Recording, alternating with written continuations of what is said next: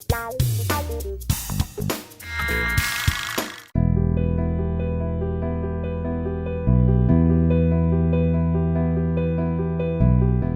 think for Aravind, the main challenge is dealing with the high volume, especially from the non-clinical side. There's a lot of other perspectives that come into play. You know, how do you keep the place clean? How do you make sure everybody knows where to go? Patient safety issues become very important in that high volume.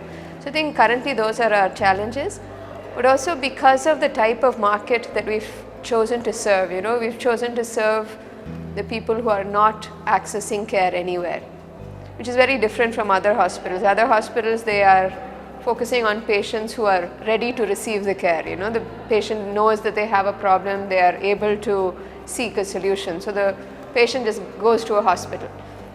So providing care for those kind of people is very different from providing care to people who do not know that they have a problem, they do not know how to access care. So many other barriers come into play. So overcoming those barriers, those different constraints, that requires a lot of innovation. You know, because of the constraints, we need to innovate. So I think Aravind is known as a very innovative organization, mainly because of the constraints in the segment that they've chosen to serve. So constantly overcoming those constraints and finding new ways to overcome them, I think that is a challenge at Aravind. Aravind tries to be a very transparent organization, and also we try to always remember that the patient is in the center of anything that we do. Because of the high volume, because of all the complexities involved, we tend to forget that.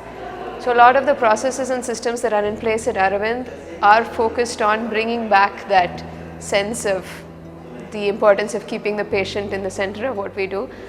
It's also focused on, again, because of the market that we've chosen to serve. This market is very sensitive, though they're maybe less informed or they don't have that much money, they still have a very strong sense of dignity and self-respect. So it becomes very important for us to create a place where they are able to feel respected and feel cared for. So even though they are accessing free care or low-cost care, creating an environment, creating a system, creating a manpower that will be able to give that feeling of respect to the patient, I think that's very key, and that is something that is not easy, but we constantly try to move towards that. I think the patient experience is, Aravind has, most of its clientele is free or subsidized. But we're able to do that free or subsidized work because we also attract a good number of paying clientele as well. And for the paying patients, it becomes very important, the patient experience part of it becomes very important. So to be able to, and that patient experience and the demands of the patient is constantly changing and constantly moving upwards. You know, today patients are very sort of demanding. You know, they know what they want, they know what to expect. So they're constantly asking for more and demanding that the organization's quality levels remain, that's the service quality levels remain high. So being able to balance those changing expectations of our paying clientele, yet remain efficient,